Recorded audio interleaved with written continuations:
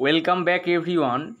আজকে আমরা স্কিমাপা বইয়ের ভেক্টর স্পেসের এক্সারসাইজ 6-এর প্রথম 1 থেকে 7 এই অঙ্কগুলো নিয়ে আলোচনা করব। আর এর পরের ভিডিওতে আমি 8 থেকে বাকি অংশটা বলে দেব।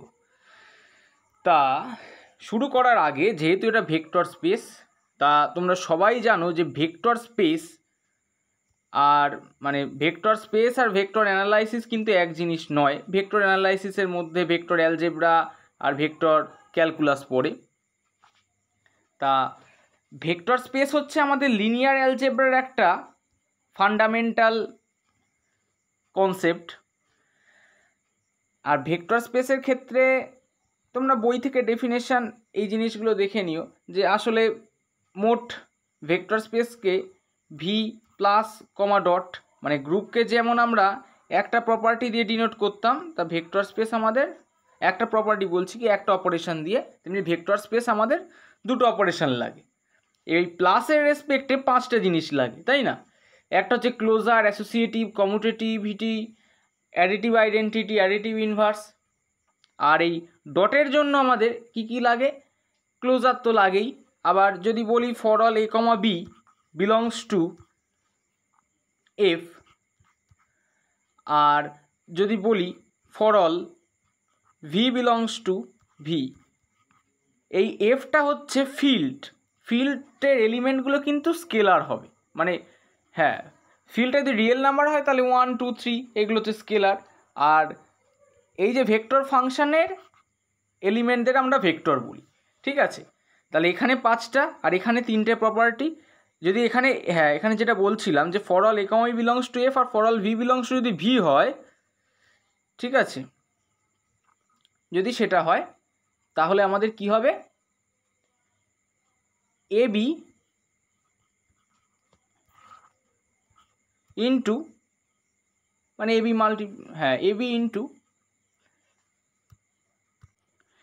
B into V vector equal to A vector into V vector. এখানে এটা ক্রস চিহ্ন হবে না, ঠিক আছে, এটা এমনি ডট। তাহলে এইটা একটা প্রপার্টি। আমি একটু মুছে আরেকবার করে দেখাচ্ছি। আর আরেকটা যেটা এই প্লাসের রেসপেক্টে দেখালাম তো 5টা, আর ডটের রেসপেক্টে দুটো বললাম, ক্লোজার আর ওই আগের প্রপার্টিটা। আর আরেকটা যেটা, যদি for all V vector belongs to V হয় তাহলে ওয়ান ডট ভি ভেক্টর, সেটাও ভি ভেক্টর হবে। আর আমাদের ডিস্ট্রিবিউটিভ প্রপার্টি, তাহলে গেল আমাদের মোট 10টা প্রপার্টি বলতে গেলে, মোট 9টা। আর প্লাসের রেসপেক্টেও ডিস্ট্রিবিউটিভ আর ডটের রেসপেক্টেও ডিস্ট্রিবিউটিভ। তাহলে এবার অঙ্কগুলোই আসা যাক, ঠিক আছে? এক্সারসাইজ 6 প্রথম অঙ্কটা, যে prove that in a real vector space V, এইটা হচ্ছে কিনা C of alpha minus beta equal to C alpha minus C beta, where C belongs to real number, alpha beta belongs to V. এই C হচ্ছে আমাদের এখানে scalar, ঠিক আছে? তাহলে C of alpha minus beta, এই বিটাকে আমরা এইভাবে লিখতে পারি। আর এখানে আমরা কি করছি, এটা যেহেতু আমাদের ভেক্টর স্পেস, তাই আমরা ডিস্ট্রিবিউটিভ লটাকে ব্যবহার করছি। এখানে বলেই দিয়েছে alpha beta belongs to V, তোমরা বইয়ে দেখবে স্কিমা পায় এগুলো করা আছে। আর হ্যাঁ, তা C alpha plus minus C beta, তাহলে C alpha minus C beta হয়ে গেল, কিচ্ছু নয় এগুলো। পরের অঙ্কটাও একই টাইপের, C minus D into alpha, এইভাবে C alpha minus D alpha হয়ে যাচ্ছে। ও ডি আলফা, এটা কি কোথাও ভুল হয়েছে? না, ঠিকই আছে। এখানে ভি যেহেতু ভেক্টর স্পেস, তাই আবার সেই ডিস্ট্রিবিউটিভ প্রপার্টিটা কাজে লাগাতে পারলাম। এইবার এখানে 3 নাম্বার যে অঙ্কটায়, এখানে একটুখানি মারপ্যাচ আছে। তো এই অঙ্কটায় কি বলতে চেয়েছে, এখানে 3টে জিনিস বলেছে, minus C into alpha equal to minus C alpha equal to C into minus alpha. এইটা কি করে করব, তাই তো প্রশ্ন। তা প্রথমে আমাদের যেটা করতে হবে, জিনিসটা কিন্তু দেখে মনে হচ্ছে যেন মাইনাসটা বাইরে বেরিয়ে আসছে, তাই না? কিন্তু আসলে মাইনাসটা যখন আলফার সঙ্গে থাকছে তখন ওটা ভেক্টর স্পেসের মাইনাস, আর যখন বাইরে আসে তখন মাইনাস সি দেখছো, তাই না?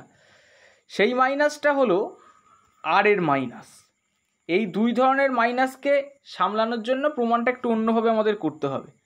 এখানে সি হলো স্কেলার আর আলফা হচ্ছে ভেক্টর, এটা তো জানা কথা। আর বোঝার সুবিধার জন্য আলফাকে, এখানে বইয়ে কিন্তু আলফা ভেক্টর লেখা থাকলেও ভালো হতো, যাই হোক আমরা আলফা দিয়েই লিখেছি, কিন্তু আলফা ভেক্টর ব্যবহার করলে আরও বেশি ভালো হতো। তো যাই হোক, এইবার প্রথমে এইটুখানি দেখাবো, আর তারপরে আমরা বাকি এই অংশটা দেখাবো, ঠিক আছে?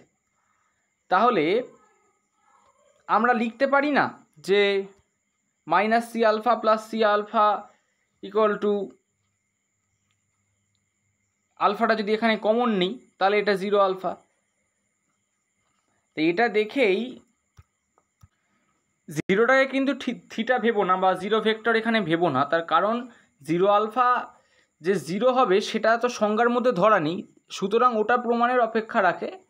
আর প্রমাণটা এইভাবে সাজাই যে 0 alpha plus 0 alpha equal to 0 plus 0 to alpha equal to 0 alpha. এরপর so subtracting 0 alpha from both side 0 alpha equal to 0, hence minus C into alpha equal to minus C alpha as required.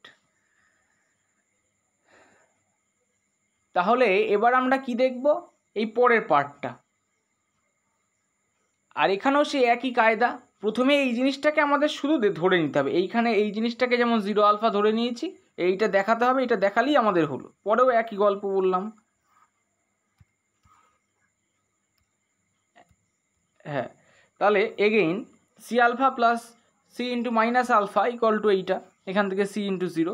Now C0 plus C0 equal to C0, subtracting C0 from both side, দুদিক থেকে C into 0 এটাকে subtract করলে এই দুটো অংশ পড়ে থাকে না, তাহলে এইদিকে C0 পড়ে থাকে আর এইদিকে শুধু 0 হয়ে যায় এই জায়গাটা, এই যে। আর so C into minus alpha equal to minus C alpha is required where C belongs to R আর alpha belongs to V।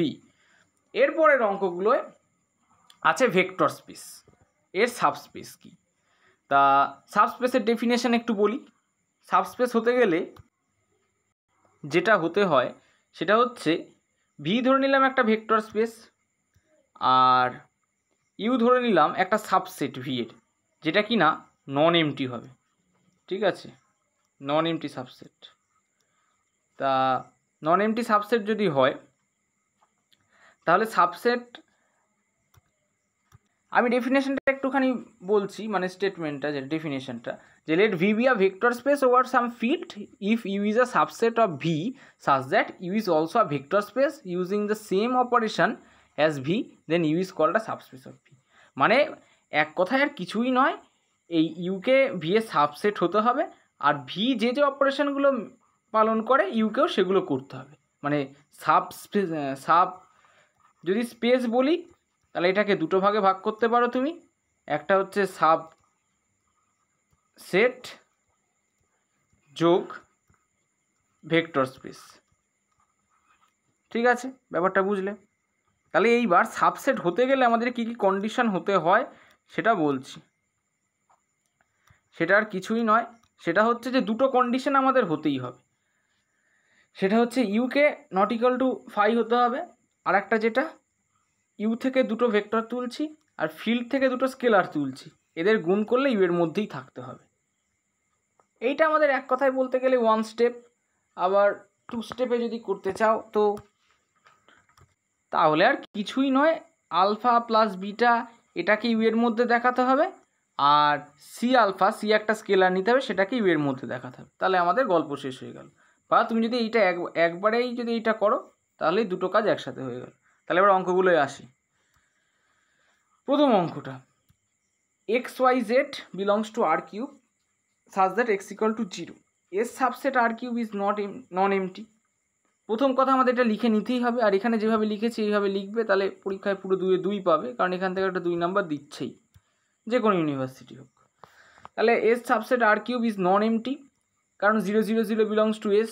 এবার এটা সাবস্পেস তখনই হবে, এটা হচ্ছে আমাদের টার্গেট, ঠিক আছে, এটা হচ্ছে আমাদের এক কথায় টার্গেট। টার্গেটটা কি? সেটা হচ্ছে যেটা আলফা বিটা যদি এসে থাকে, for all alpha beta belongs to S, আর for all C D belongs to R, এইটাও আমাদের এসে থাকবে, যেটা আমি এক্ষুনি বললাম সেটাই আমাদের দেখাবো। তাহলে take any alpha beta belongs to S, take any C D belongs to R, যদি তাই নিই তাহলে এখানে এক্সের জায়গায় 0 হয়ে যাবে, যেটা বলেছে। এই সেটটা এমনই যে সেটে এক্স ওয়াই জেড আছে এলিমেন্ট আর কিউব, আর বেসিস মানে যেন কোঅর্ডিনেট, তাহলে এইখানে এক্স ইকুয়াল টু 0 হবে, আর বাকি ওয়াই জেড যা খুশি হতে পারে। তাহলে প্রথম যেটা ধরবে আলফা এস থেকে অবশ্যই, এখানে এই কথাটা লেখা হয়নি, এটা যদি বিলংস টু এস লিখি তাহলে ভালো হবে বিষয়টা, এটা বিলংস টু এস দুটোই। এখানে এক্সগুলো 0 0, আর বাকি y1 y2 z1 z2, এই কথাগুলো পড়ে এখানে ভালোভাবে লেখা হয়নি, ঠিক আছে? এগুলো অন্য অঙ্কে লিখেছি, সেখান থেকে দেখে বুঝে নেবে।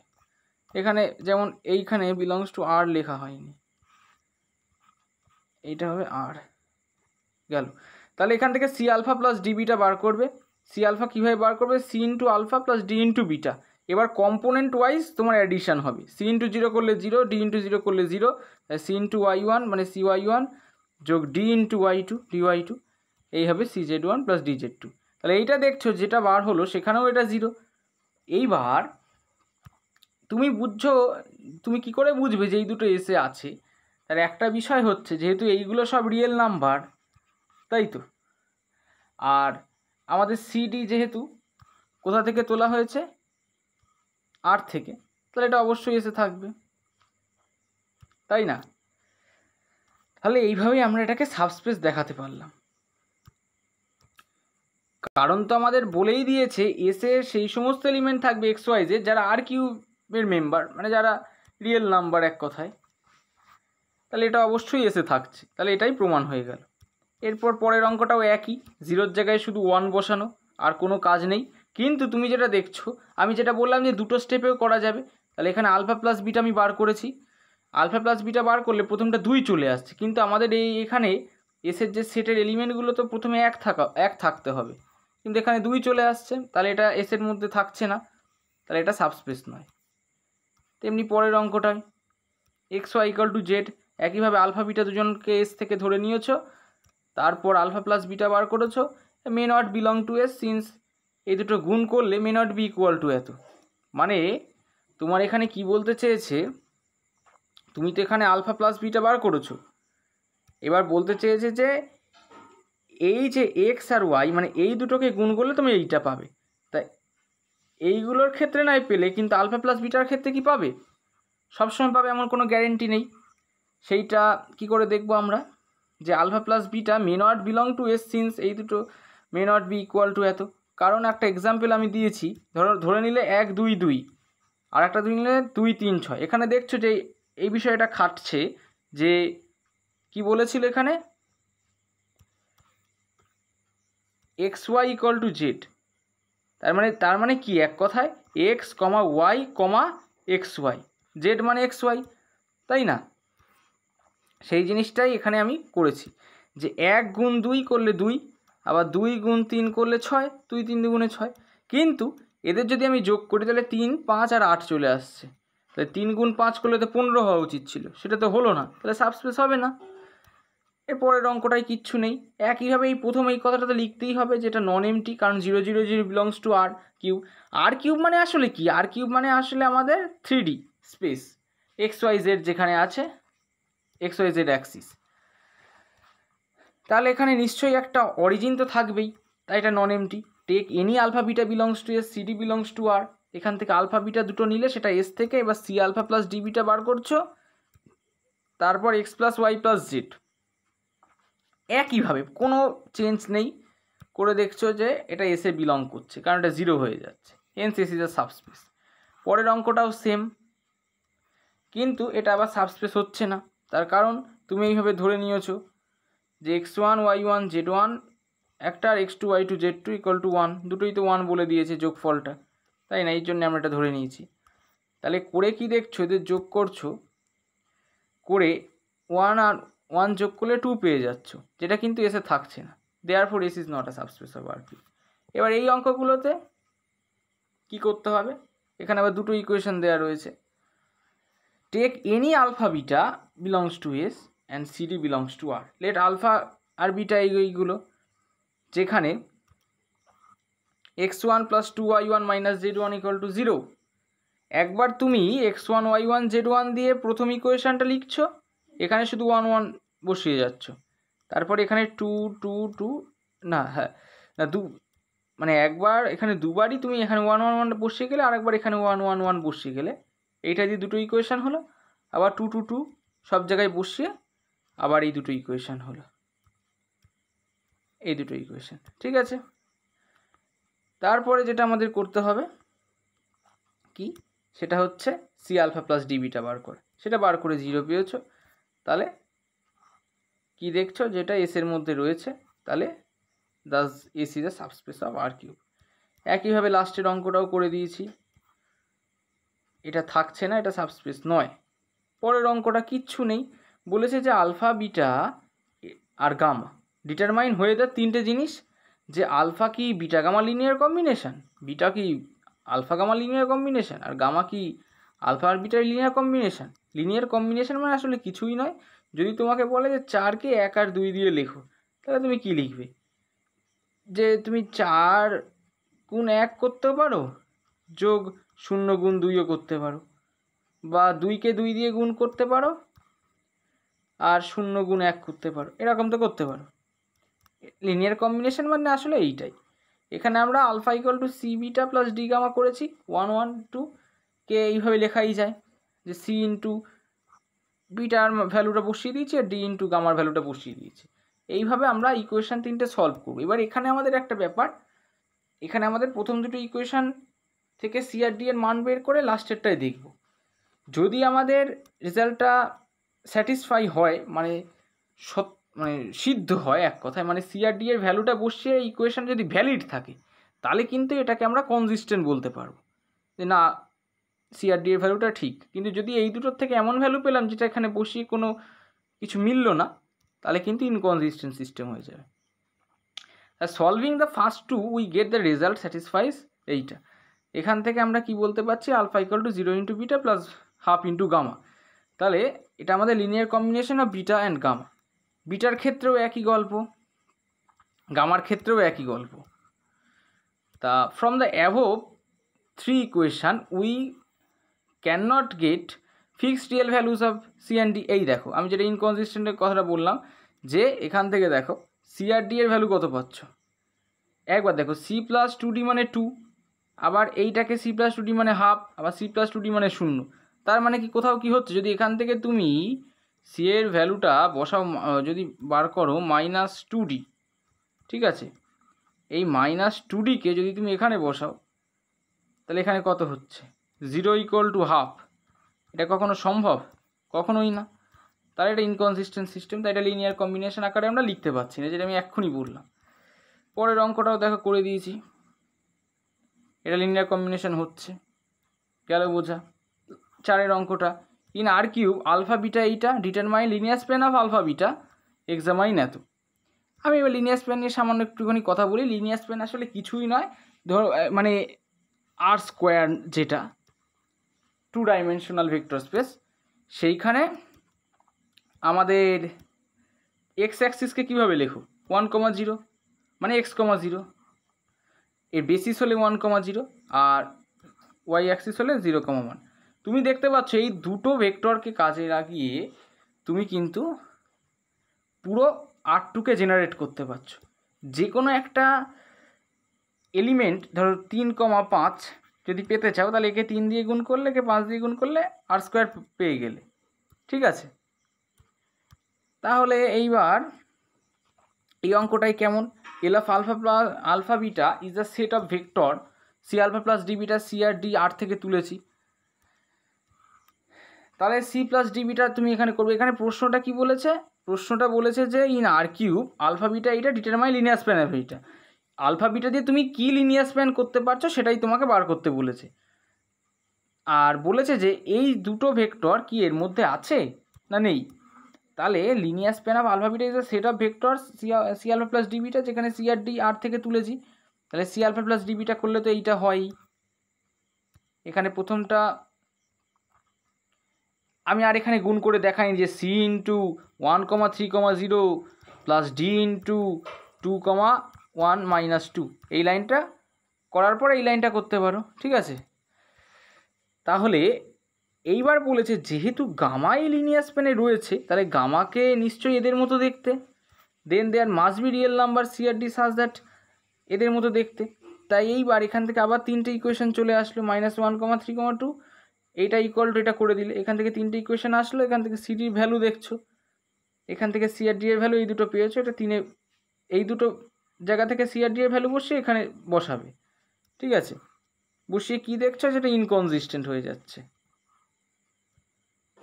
মানে এটা কি ডি এর ভ্যালু -1, ডি এর ভ্যালু যদি এখানে -1 বসাও তাহলে -2 হয়ে যাবে, আর সি এর ভ্যালু কত 4/3।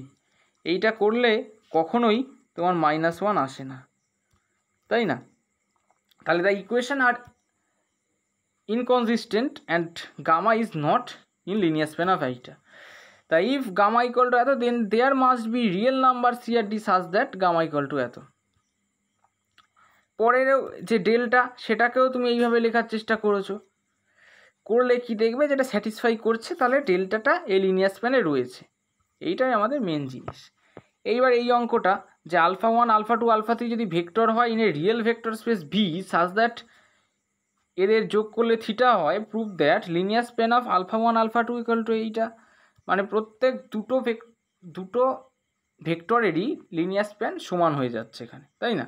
তাহলে at first we shall prove that linear span of α1 α2 equal linear span α2 α3। প্রথমে এই দুটো প্রমাণ করব, তারপরে এই দুটো প্রমাণ করব, তাহলে 1 আর 3 প্রমাণ হয়ে যাবে, ঠিক আছে। তাহলে এইখানে কি করেছি আমরা, প্রথমটাকে -1 দিয়ে গুণ করে দিয়েছি আর -1 দিয়ে এটাকে গুণ করে দিয়েছি, করলে -1 কমন নিলে যেহেতু এটা ভেক্টর স্পেস। আর আমরা জানি α1 α2 এটা এই জায়গাটা লিখবে, ঠিক আছে। α1 α2 α3 ইকুয়াল টু থিটা, তাই এখান থেকে আমরা α2 প্লাস α3 পেয়েছি, এটাকে -α1 প্লাস থিটা লিখতে পারবে। তাহলে এইভাবে এখান থেকে এটা এখান থেকে এটা আলফা পেলে, এরপরে একইভাবে α1কে তাহলে আমরা কি বলতে পারছি লিনিয়ার স্প্যান অফ α2 প্লাস α3 লিখতেই পাচ্ছি। তার মানে linear span of α1 α2 is a subset of linear span of α2 α3। এবার এগেইন α2কে লিখেছি α3কে লিখেছি, এখান থেকে আমরা বলতে পারছি লিনিয়ার স্প্যান অফ এইটা। তাহলে এখানে তো আমার নাম দেওয়া হয়নি, না নাম কি দিয়েছি হয়তো নামটা দেওয়া হয়নি, যে তুমি এখানে না আমি পরে নামটা দিয়ে দিয়েছি, ঠিক আছে, নামটা দেওয়া হয়েছে, হ্যাঁ, যে it follows that linear span of α1 α2 equal to এইটা, আর α2 3 ইকুয়াল টু α3 1। মানে দেখো এইখানে 2 3 α2 3 ইকুয়াল টু